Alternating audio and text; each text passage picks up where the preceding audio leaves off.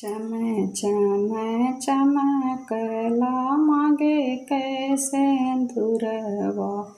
चम चम चमकलीला। चम चम चमकनी बेटी कवनी देई अपनी माता जी के गोद।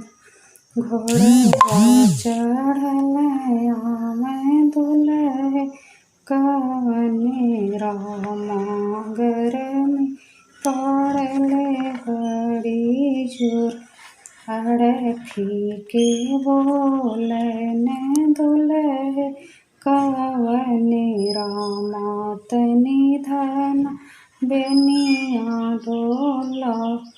कैसे के बेनिया डोलाई मोरे प्रभु जी।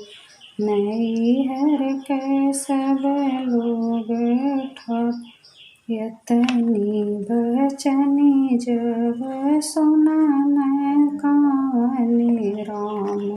घोड़े पीठी भैनया सवार ससुरों के बेटी हो।